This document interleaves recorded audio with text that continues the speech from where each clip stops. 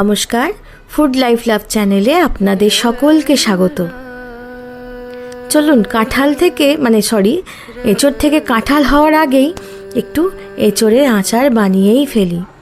আর এরকম আচার বাড়িতে থাকলে না, দুপুর বলুন বা রাতের খাবারে বলুন, কোনো সময়ই চিন্তা থাকে না। এক টুকরো আচার দিয়ে রুটি, পরোটা বা ভাত বেশ খুব স্বাদ করেই খাওয়া যায়। কীভাবে বানাচ্ছি আপনারা স্টেপ বাই স্টেপ দেখতে থাকুন। প্রথমে এখানে আমি 2 কেজি এঁচোড়কে খোসাটা খুব ভালো করে ছুলে নিয়ে টুকরো টুকরো করে কেটে নিয়েছি। কেটে জল দিয়ে ধুয়ে সামান্য লবণ আর হলুদ দিয়ে একটু সেদ্ধ করে নিয়েছি। ওই 2 থেকে 3টে সিটি দিলেই হবে, খুব বেশি কিন্তু গলিয়ে ফেলবেন না এঁচোড়টা। দেখছেন, এরকম যখন হাতে করে ভাঙা যাবে তখন বুঝতে পারবেন আপনাদের এঁচোড় খুব ভালো করে সিদ্ধ হয়ে গেছে। এবার এঁচোড়ের মধ্যে নুন হলুদ মাখিয়ে এঁচোড়টাকে আমি রোদে, যদি কড়া রোদ থাকে 3-4 ঘন্টা, আর যদি সেরকম রোদ না থাকে তো ভালো করে রোদ দিয়ে আমরা এটাকে শুকিয়ে নেব, যেন এঁচোড়ের মধ্যে কোনো রকম জল বা ময়েশ্চার না থাকে। এঁচোড়টাকে একটু দেখুন, ভালো করে আলতো করে নুন হলুদটা মাখিয়ে নিয়ে খুব ভালো করে আমি রোদে শুকিয়ে নিয়ে চলে এসেছি। দেখছেন, এরকম করে 2টো থালার মধ্যে ফাঁকা ফাঁকা করে মিলে রেখে দিয়েছিলাম। বেশ খুব সুন্দর করে শুকিয়ে গেছে। এবার চলুন আচার তৈরির প্রসেস শুরু করি। প্রথমে একটা মশলা বানিয়ে নেব আমি। প্রথমে নিয়ে নেব কালো সর্ষে বড় চামচের 5 চামচ মতো, আর নিয়ে নেব বড় চামচের 3 চামচ গোটা মৌরি। আপনারা সরু বা মোটা দুটোই নিতে পারেন, এতে কোনো স্বাদের পার্থক্য আসবে না। 3 বড় চামচের 3 চামচ মৌরি নেওয়ার পর নিয়ে নেব গোটা ধনে 2 চামচ মতো। তার সাথে নিয়ে নেব গোটা জিরে 2 চামচ, মেথি 1 চামচ মতো, আর নিয়ে নেব গোটা গোলমরিচ 1 চামচ মতো। তার সাথে বেশ খানিকগুলো, এখানে আমি 10-12টা মতো গোটা লঙ্কা নিয়েছি। আপনারা ঝালটা আপনাদের নিজেদের স্বাদ মতোই দেবেন। এবার সব মশলাগুলো একটা ফ্রাইং প্যানের মধ্যে নিয়ে মিডিয়াম ফ্লেমে খুব ভালো করে একটু নেড়ে চেড়ে নেব। তবে খুব বেশি ভাজা করবেন না, যাতে কালারটা একটু পোড়া পোড়া হয়ে যায়। যখন দেখবেন এই মশলা থেকে খুব সুন্দর একটা গন্ধ বেরিয়ে আসছে, তখন বুঝতে পারবেন মশলাটা ভাজা হয়ে গেছে। এবার ঠান্ডা করে খুব মিহি করে গুঁড়ো করে নেব। তবে হ্যাঁ, খুব ডাস্ট করবেন না, যেন দানা দানা থাকলেও কিন্তু খেতে খারাপ লাগে না। এদিকে তেলটাও গরম করতে বসিয়ে দিয়েছি। বেশ অনেকটা তেল নিয়েছি, 2 কেজি এঁচোড় ছাড়িয়ে নিয়েছি। তারপর সেটার জন্য নিয়ে নিয়েছি এখানে আমি প্রায় 300 গ্রাম মতো সর্ষের তেল।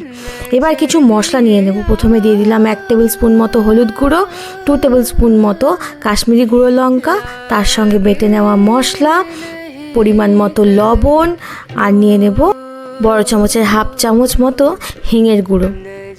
আমি এখানে কালো জিরে আর রাঁধুনিও দিয়েছিলাম। অল্প করে দেবেন, এতে কিন্তু স্বাদ আর গন্ধটা খুব ভালো আসে। এবার এই মশলাগুলোর উপর গরম তেলটাই ঢেলে দেব, তাতে ভাজা বা না ভাজা 2 রকম মশলাই খুব ভালো করে না একটু তেলে ভাজা ভাজা হয়ে যাবে। খুব গরম তেলটাই কিন্তু আমি এখানে দিয়েছি। তেলটা দেওয়ার পর খুব ভালো করে সব মশলাগুলো একসাথে মিশিয়ে নেব। মেশানো হয়ে গেলে এর মধ্যে দিয়ে দেব সেদ্ধ করে শুকিয়ে নেওয়া এঁচোড়গুলোকে নিয়ে আলতো হাতে খুব ভালো করে মিশিয়ে নেব। আপনাদের যদি মনে হয় তেলটা খুব কোনোভাবে কম হয়েছে, তাহলে কিন্তু আপনারা এই সময় তেল গরম করে ঠান্ডা করেও দিতে পারেন। তবে গরম তেল কিন্তু আর ব্যবহার করবেন না, যেটা আমি প্রথমে দিয়েছিলাম সেরকম তেল কিন্তু আর দেবেন না, আর কাঁচা তেলও দেবেন না। এবার আলতো হাতে খুব ভালো করে অনেকটা সময় নিয়ে মেশাতে থাকবেন। এরকম একটু আচার বাড়িতে থাকলে না, সত্যি বলছি, এই আচার এত রকম কাজে লাগে কি বলবো। আপনার আচারি আলুতেও ব্যবহার করতে পারেন। মাছের ঝোলে যদি একটা ফেলে দেন এঁচোড়ের টুকরো, তারও স্বাদ কিন্তু খুব ভালো আসে। আগের দিন আমরা লঙ্কার আচার দেখেছিলাম, সেটাও তাই। যেরকম ঝাল আচারগুলো না, যে কোনো ঝোল বা ঝালে দিলে কিন্তু তার স্বাদই পাল্টে যায়।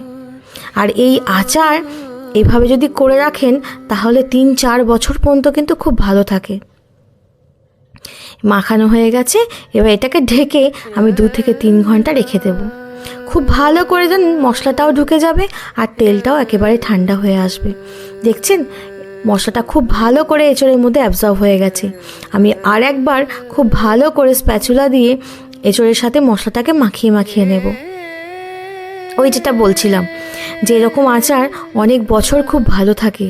আর আপনারা যখন এই আচার তুলবেন বা নেবেন, কাঁচের জারে তো অবশ্যই রাখবেন, আর শুকনো চামচ ব্যবহার করবেন, হাত লাগাবেন না, আর কোনো ভেজা জিনিসও ব্যবহার করবেন না, মানে ময়েশ্চার যেন কোনোভাবে আচারের গায়ে না আসে। আর আচারটা শেষের দিকে কিন্তু আমি 2 টেবিল স্পুন মতো ভিনিগারও দিয়েছিলাম, এতে আচারটা আরও ভালো থাকে।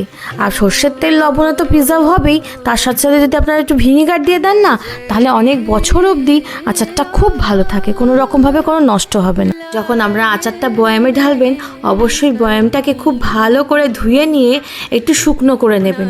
রোদে খানিকক্ষণ নামিয়ে রাখলেই দেখবেন শুকিয়ে গেছে। একটা পরিষ্কার কাপড় দিয়ে প্রথমে মুছে নেবেন, তারপর রোদে খানিকক্ষণের জন্য খোলা মুখ করেই রেখে দেবেন। এতে আচার অনেক দিন পর্যন্ত খুব ভালো থাকবে। আমার যদি ভিডিওটা ভালো লেগে থাকে তাহলে অবশ্যই কিন্তু লাইক করে দেবেন, আর আমার বন্ধু হয়ে থাকতে সাবস্ক্রাইব করতে কিন্তু একদম ভুলবেন না। সবাই খুব ভালো থাকবেন, সুস্থ থাকবেন, আর সকলকে খুব ভালো রাখবেন।